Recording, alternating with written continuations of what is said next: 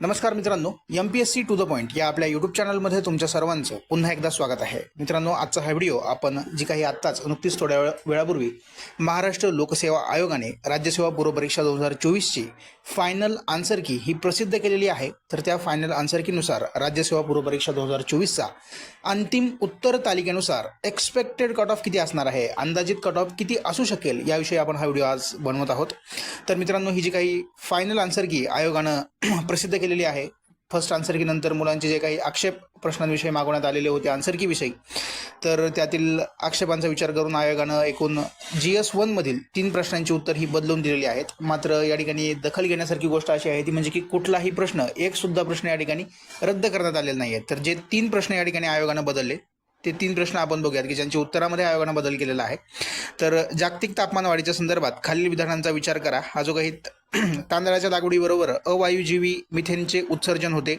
जेव्हा नायट्रोजन आधारित खतांचा वापर केला जातो तेव्हा मृदेत नायट्रस ऑक्साईडचे उत्सर्जन होते. कुठली विधानं बरोबर आहेत? तर या प्रश्नाचं उत्तर आयोगानं फर्स्ट आन्सर कीनुसार ए व ब दोन्हीही बरोबर दिलं होतं. परंतु आता जी काही अंतिम उत्तर तालिका आपली आत्ता आलेली आहे फायनल आन्सर की, त्यानुसार याचं उत्तर फक्त ए बरोबर असं देण्यात आलेलं आहे.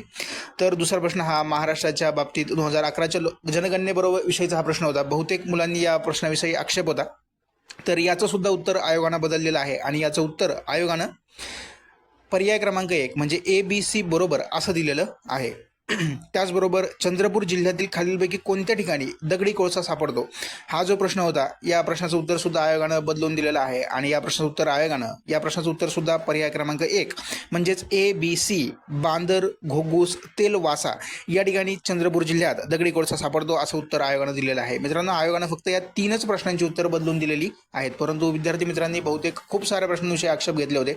मात्र आयोगानं या 3 प्रश्नांच्या बाबतीत हे आक्षेप मान्य केलेले आहेत.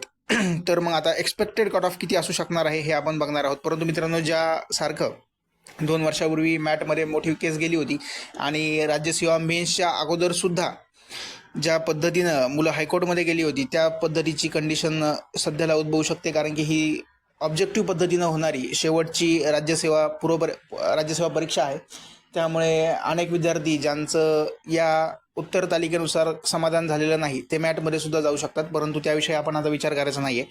तर आपण आता एक्सपेक्टेड कट ऑफ किती असू शकेल ते बघूयात. तर मित्रांनो, जे काही फायनल आन्सर की आहे त्यातील 3 प्रश्नांचे उत्तर बदलले आहेत आणि एकही प्रश्न बरोबर आलेला नाही आहेत. आणि पेपरचं जे स्वरूप होतं आपलं ते एक सोपा ते मध्यम अशा स्वरूपाचा हा पेपर आपण म्हणू शकतो. या ठिकाणी अशा पद्धतीचा पेपर होता.